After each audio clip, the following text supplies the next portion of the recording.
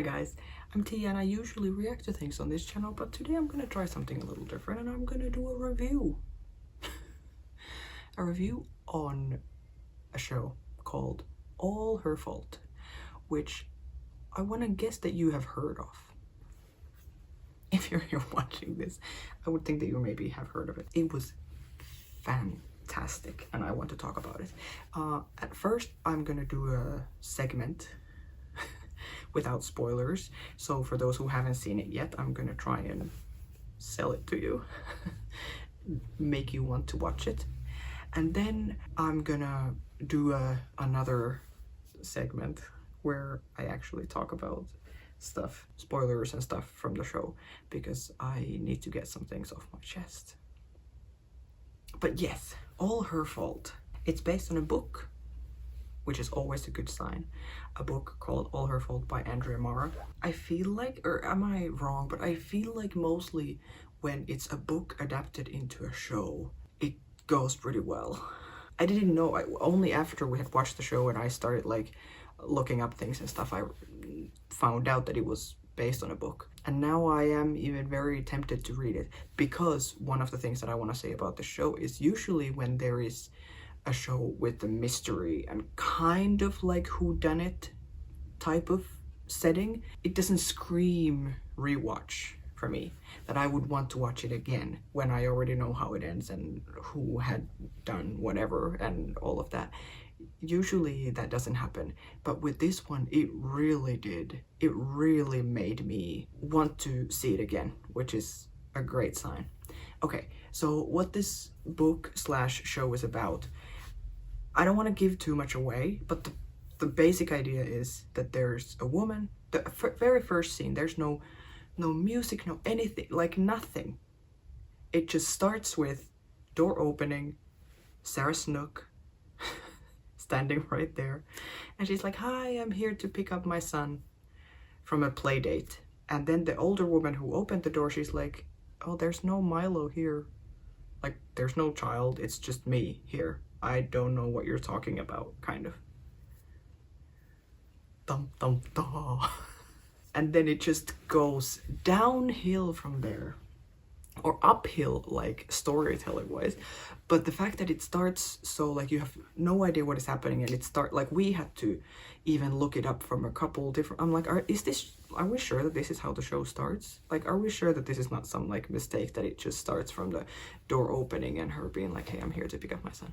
I thought many times during this show that it's a very different type of show than what it ended up being. I feel like I went into it being like, okay, so her son has gone missing and now we're just gonna figure out why and who did it and like the basic stuff, and we see the suspects, and then it's usually the one that you least think that it would be, and then, you know, they go to jail and the son comes back, hopefully, or like, you know.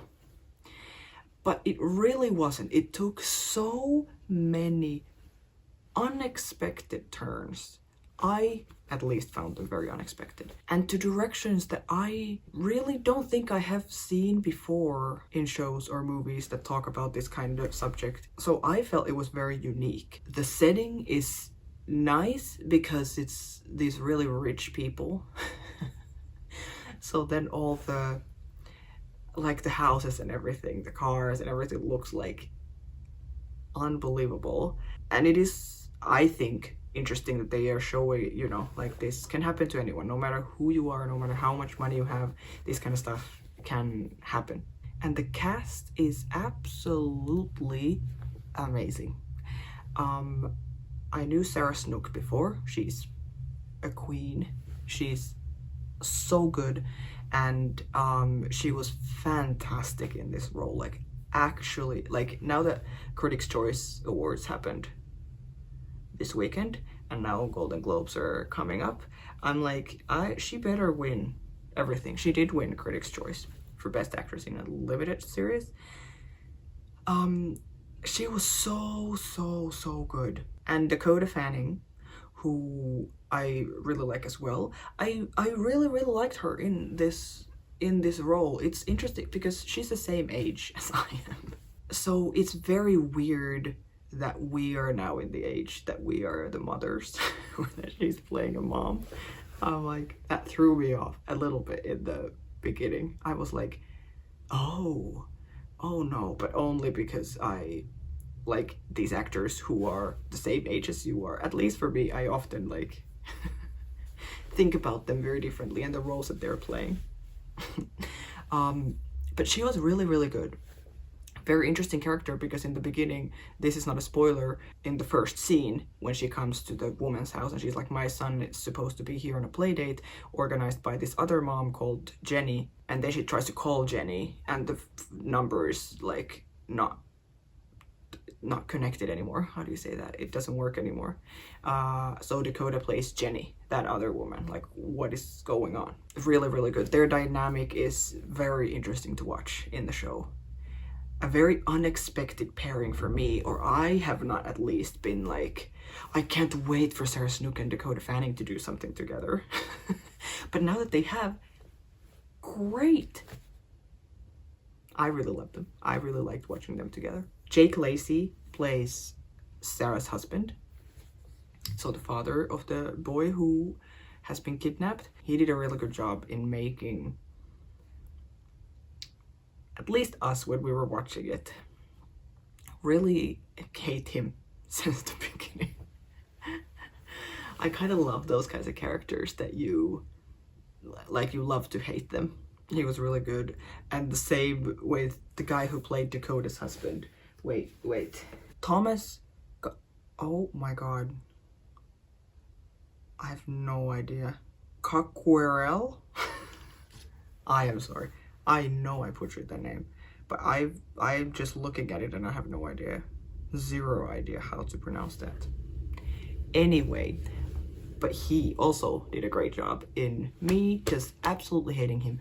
All the men on the show, except Michael Peña, who plays the detective, I feel like all the other men, I just wanted to punch them in the face the entire time. Which was kind of really nice that we had male characters, so many male characters in one show that are really not likable. I thought it was refreshing. And then Abby Elliott and Danielle Monks play the siblings of the husband. Also really, really good and really interesting stuff that they got to do.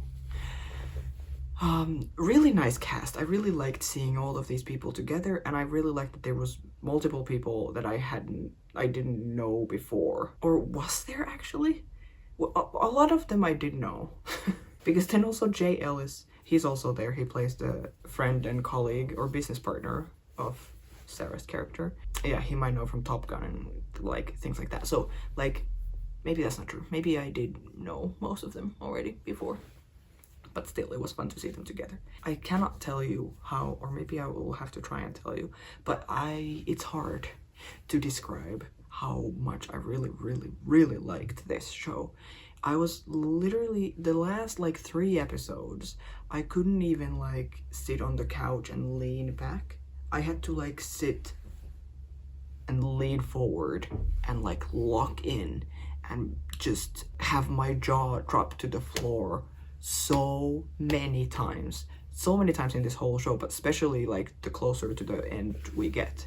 I at least found the show really unexpected. I don't know if people who are watching this, if you guys were like, yeah, now this is gonna happen or whatever, but I thought it was very, very unique and surprising and interesting. The family drama and the other issues that we like bring up in it, or just like marital issues that like being a parent. Disabilities was a big theme. The roles that society puts on us. What is expected of moms, and then what is expected of dads, and what are dads expecting from moms, and vice versa. Like all these kinds of like so interesting. It was definitely not just like, oh, something bad has happened and now we're trying to like fix it and figure out how that happened. There was so much other stuff too. It was 8 episodes, so worth watching. So please, if you haven't watched it yet, please go and watch it.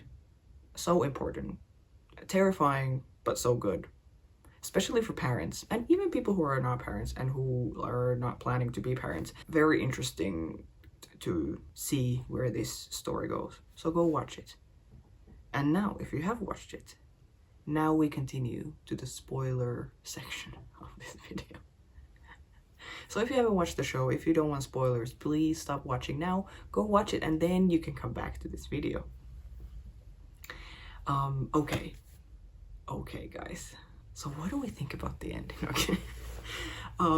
I am so in awe of the fact that in the beginning, like quite early on, I would say, in the show, I was like, why does it feel so obvious that we're supposed to hate the dad?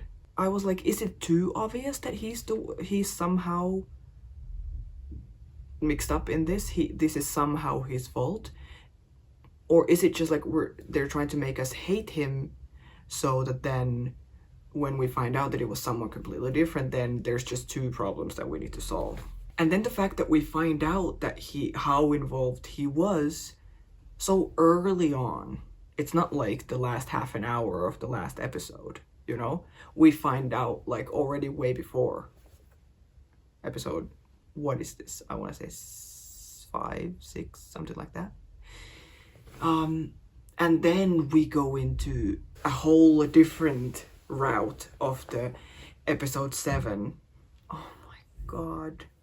With Josephine, Carrie, and her whole storyline. But even when we go to a whole full episode of her story losing the baby and then getting very fixated on Milo and like all of this, even that whole episode, we are still meant to think, and at least we and I did think, that like she's absolutely insane and she just did this because she's crazy and like super fixated on Milo because she saw him and they share the same, they see food as colors or colors as food or whatever, you know. That I was like, this is absolutely wild. And maybe there were hints and moments where some people who were really smart, or smarter than I am at least, that people already guessed where this is going. But I feel like for me, until the moment when she's in the house with the gun and Marissa is like, what's your name? And she says her name is Josephine something. Murphy. Josephine Murphy. And then Marissa goes like, I thought you were supposed to be dead. That's when that was the first time, I think, when I was like, what? Again, there's another turn that I'm like completely shocked by. Like they know her somehow. And then because we had seen the car crash already, that then I think only in that moment I realized that they were the cars that had crashed together. I still didn't go to the lengths of like, Peter is gonna go and switch the baby. Or I don't know. I feel like every like turn like that they did, I did not see coming. The beginning really sets it up that like Jenny is somehow she's somehow like involved. I even thought, I said for all the episodes, that the lady who opens the door, Esther, who is the foster mother and everything, I was like, just based on the fact that we saw her in the first episode and she was so nice and random, that she's somehow involved in this. And then when we find out that she's the foster mother, and then at that point we still think that he's the problem, that Kyle is the actual issue and Carrie is just the whatever. I don't know, it was just, I was so sure that it was her, that it was Esther at some point. I was really sure in the beginning that it was Jenny. I think I entertained every possibility. I mean, we know that it's not Marissa. That would not make any sense. So I think she's the only one from the whole cast who I didn't suspect at some point. Because both the siblings were very sus, I think. We were like, if this was a normal, like, crime whodunit type of show, it would be the brother, Brian. It would be the least likely, you know, the disabled brother. But then the fact that we used them, the brother and sister, even that was like so interesting. And I have never watched something that is talking about this kind of subject, where one of the siblings is disabled as a kid because of an accident, and one other sibling is has been blaming themselves the whole life, and then the third sibling also kind of blames them and blames everyone for everything because it's all her fault, everything is someone else's fault except for his fault. And then we find out that it was actually him who had got, you know, like even that whole like the way that all happened and the way that we found out, and that whole scene when the interviewers are coming in and they're just screaming and all of that, I was like this the whole time. So interesting and so like bad, of course, but also very, very good. Cool. I don't know, cool is like a terrible thing to say, but such a cool, I don't know, storyline. I have never heard this type of storyline before. And I think the same with the baby switching, even though it's not like babies have never been switched in movies or TV, of course they have, and that's often the drama, actually, I think. But the way that they had done it now in the car crash, that they were both in a car crash and the babies were born in the same day, just one of the parents is awake and switches the babies. Like, I think that is wild. In every way, the character arc of Peter was so interesting that he starts off, for me at least, I've talked about this in other videos that I've done, that for me, male characters need to be very, very interesting or very nice or something for me to really love them. And it's quite easy for me to really not like them. And him I did not like at any second of the show, ever since the very beginning when Marissa calls her on the phone when he's coming from work or something and she's like, Milo, is he with you? And he's missing and whatever. Ever since that moment, I'm like, right? My first thought for some reason was that they are separated or they're not married, just based on the vibe during the call or something. And then he came home and it looked like they live there both. And I'm like, oh, so they are, oh, okay. Okay, so they are just married and everything is fine, I guess. But that was my first thought of him, which is maybe kind of weird. But I had like a sus feeling of him ever since the beginning. And then when we start finding out stuff very slowly, I kind of love it, because I'm like, well, I didn't like him since the beginning, so I really kind of hope that it was the dad, because I also want her to leave him. Same with Jenny, Dakota's character. I was like, this guy, you need to, like, absolutely terrible. I was like, I cannot watch this. This is, like, torture for me. These men who are so, like, so incompetent in so many ways, but then are just think that they are the best and the heroes and the whatever, and they just want to be needed, and they just but you're doing amazing, you're an amazing mom, all this stuff. I'm like, this is driving me absolutely insane. And that then everything, like the name of the show, All Her Fault, that then everything is pointed back to the moms, to the women, being like, well, how did you not check the, like, references, the nannies, the references. One of my favorite scenes of the, like, with the police when he's interviewing Jenny and her husband, and he's all like, how could you not know, or something. I'm like, are you fucking kidding me? And then that the detective then goes like, well, what did you think? I don't know, I just love that so much. And he's like, oh, I didn't talk to any of the referees. He's like, I see. So good that then they get called out. And I think the speeches that Dakota did when she's in the car and he's calling like, when am I off duty? Like, when are you coming home? When can I, like, stop looking after our son, because I'm dying. What she says to him then, and then the speech when they find him in the car in the parking lot. Often I feel like those kinds of speeches from the wives to the husbands about this, like, women talking about how it's not fair and the expectations and the whatever, all of this. I feel like often it's, even though I always agree with the women, or like 99% of the time I do agree with them, but even for me still listening to it, sometimes it's, or often it's kind of like, okay, well, I mean, if I was that guy, I would not care. Like, when you're saying this, I would not be like, oh my god, yes. Or if I was a guy who thinks like that in real life, who is watching the show, I would not be like, Oh my god, yeah, true. I am like that. That's terrible, you know? But I feel like these two speeches, both of them, the way they were written, were like really, really good in doing what they were supposed to do, which is make the men understand what is actually going on here. And the way that it was shown so subtly, I think, in the beginning at least, from both of them, the ways that they diminish the wives and talk down on them and just like, I don't know, are just terrible. Because like quite a few episodes in, like when we were watching it with my wife, I'm like, how many men do you think are watching this and being like, but he's trying to be nice, he's trying to be helpful, he's a great guy, from the like Peter, for example, you know? I was like, I'm sure many people do watch it and are like, no, he's completely fine. So that's why I think it was good. Like, it was subtle enough, I think.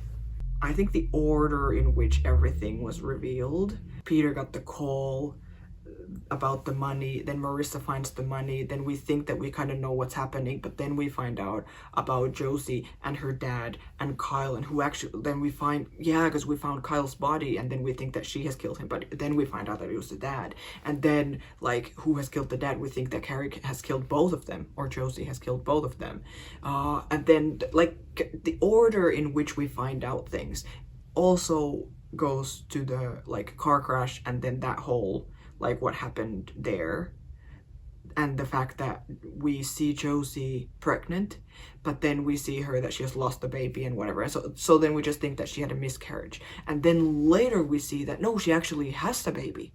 What? And then she's in the car, and then she's in a car crash, and then like, I just think that so many times we're like, okay, now I think I know what's happening. And then it takes a turn, and then you're like, oh, okay, so now we think we know what's happening.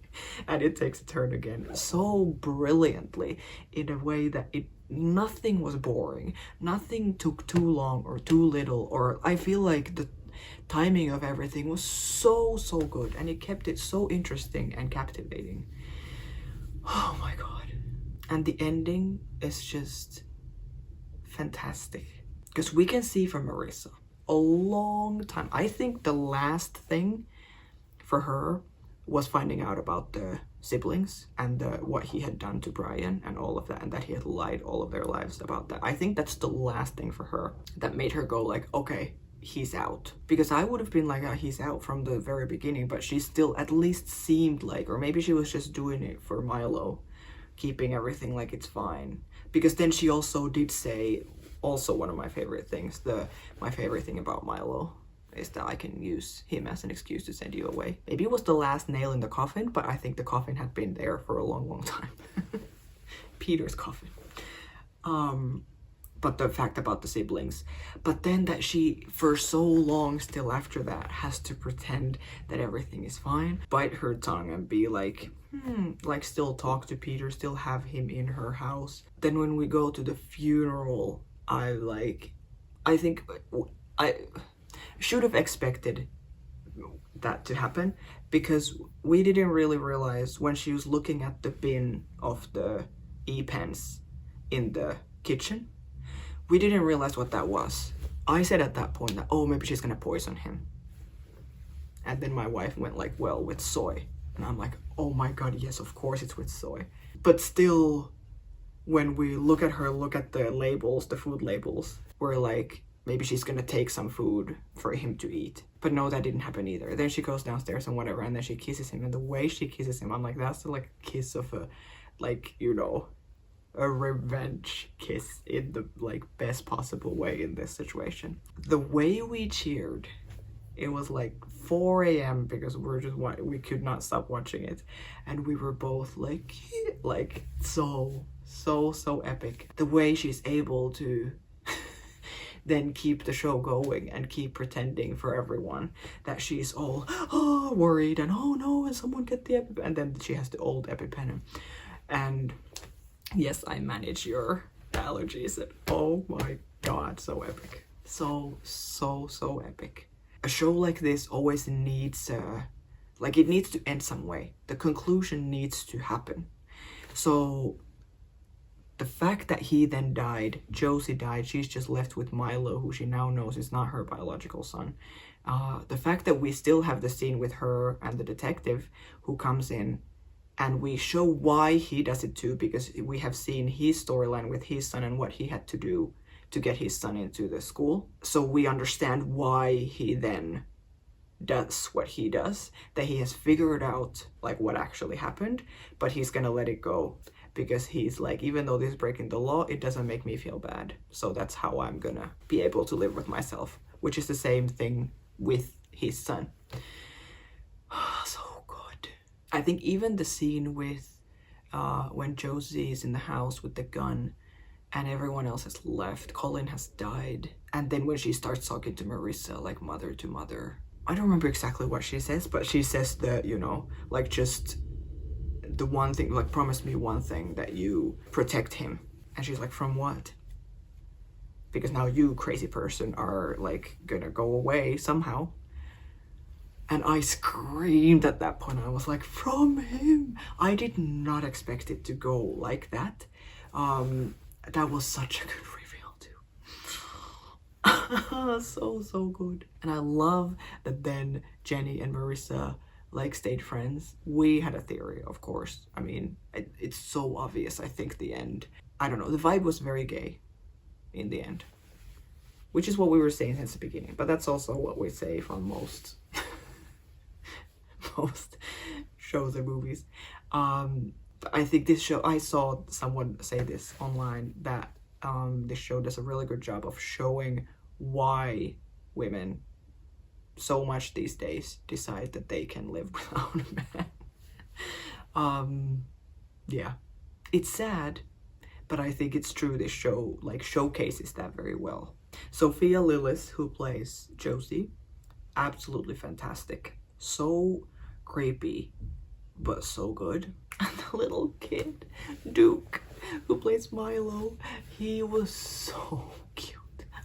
Unbelievably cute. I just loved every time he was on screen. I was loving it. He was fantastic. And really good casting for me not even think once until we found out that he wasn't their biological son.